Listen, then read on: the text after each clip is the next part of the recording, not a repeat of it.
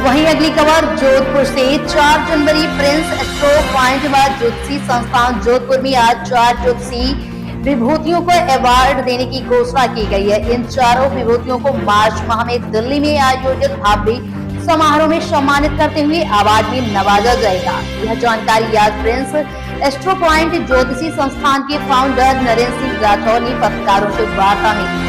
उन्होंने बताया है देश के ज्योतिषाचार्यों में से केतड़ी के हस्तरेखा विशेषज्ञ रतन बवेरपाल के साथ ही लाइफ टाइम अचीवमेंट अवार्ड व टैरोट कार्ड रीडर एवं पेडुलम की काउंसलिंग स्पेशलिस्ट गुरुमा उषा सिंह को ज्योति रत्न पाली के भगुर संहिता विशेषज्ञ नरेंद्र शरण को year of the astrologer Indore की अंक शास्त्री नमिता मालपानी को इंडियन ग्लोरी अवार्ड से नवाजा गया।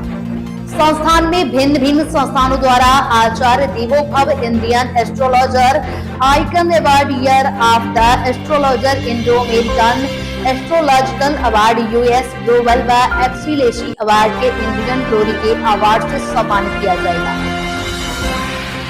लेकिन धीरे धीरे मैंने अपना ग्रुप बनाना उचित समझा। उसका विशेष कारण है कि ज्योतिष क्षेत्र के अंदर सब अलग अलग रहकर कार्य कर रहे हैं। तो जैसे मैंने ज्योतिष क्षेत्र में नक्षत्र शास्त्र पर पढ़ा तो मेरा ज्ञान इतना ही लोगों के बीच जा रहा है। तो मैंने एक मानस बनाया कि ग्रुप बनाकर अगर कार्य किया जाए और अच्छे लोगों को जोड़ा जाए, जैसे कर्मकांड के विशेषज्ञ है, ज्योतिष में कोई नंबरोलॉजिस्ट है, हस्तरेखा में रिलेटिव है, तो इस तरह से मिलकर हमने ग्रुप में स्टार्ट किया। अभी हमारा 3 महीने का ये स्टार्टिंग का कार्यक्रम शुरू हुआ है। बाकी 18 सालों से ज्योतिष क्षेत्र में कार्य कर रहा हूँ। इस समय मेरे साथ संस्था में मनीष कुमार शाकी जो कर्मकांड पंडित से हैं, इसके अलावा कमलेश कुमार शाकी कर्मकांड पंडित हैं, पूजा चांदोरा जो हमारा मैनेजमेंट देखती है, ऑफिस का पूरा भी जो कुछ कार्य वगैरह होता है उसका बाहर से सामान लाना वगैरह उसकी देखरेख, जैसे रत्न वगैरह खरीदना हो तो वो सारा कार्य ये करती है।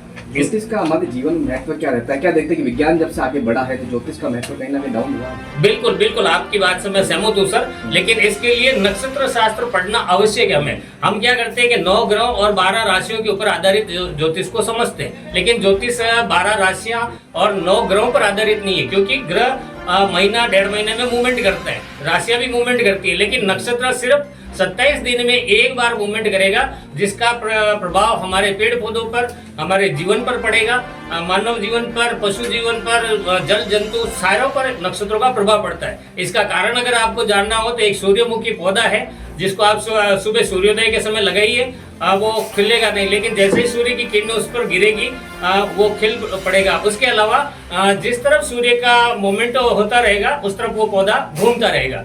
इसके अलावा अगर आपको एक और देखना है तो रात रानी, वो पौधा सिर्फ रात में ही खिलता है जब चंद्रमा उदय होता है। तो इट मीन्स हमारा ज्योतिष शास्त्र कहीं ना कहीं नक्षत्रों से संबंधित है और नक्षत्रों का प्रभाव मानव जीवन, पेड़ पौधों पर, जीव जंतुओं पर गिरता है, ये मेरा मानना है। ये जो आयोजन दिल्ली में कर रहे हैं इसमें कौन-कौन शामिल होंगे? क्या कोई अतिथि गेस्ट? जी सर, अभी हमने इसका मानस बनाया, लेकिन दिल्ली का हमने कैंसिल किया क्योंकि एक संस्था दिल्ली की हमारे साथ जुड़ रही थी। तो अभी कुछ महानुभावों ने बताया कि जोधपुर में करना बेटर रहता है, क्योंकि सारे लोग जोधपुर से जुड़े और आपको यही करना उचित रहेगा। तो ये 10 मार्च के करीब हमने निर्धारित की है।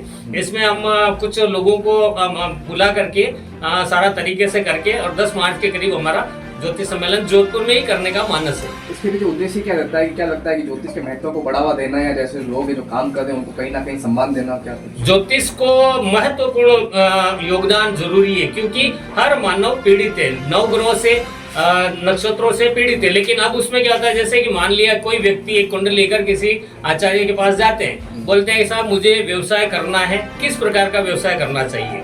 तो हम अक्सर देखते हैं कि चौथा भाव, 10वें भाव से, कर्म भाव से व्यापार बता देते हैं, लेकिन वो पद्धति थोड़ा बैठती नहीं है। तो उसके लिए हमें नक्षत्रों की जानकारी जरूरी है। नक्षत्रों के आधार पर हमें क्या व्यवसाय करना चाहिए, किस दिशा में बैठना चाहिए, किस नाम से हमें व्यवसाय करना चाहिए, इसका नक्षत्रों से बहुत अच्छा संबंध है और उन्हें सफलता मिलती है। मेरे ऐसे कई क्लाइंट्स हैं जो मार्केट में बैठे हुए हैं और जिन्हें बहुत अच्छे रिजल्ट मिले। 47 डेज के अंदर संस्था रिजल्ट देती है, रत्न धारण करवाती है नक्षत्रों के अकॉर्डिंग।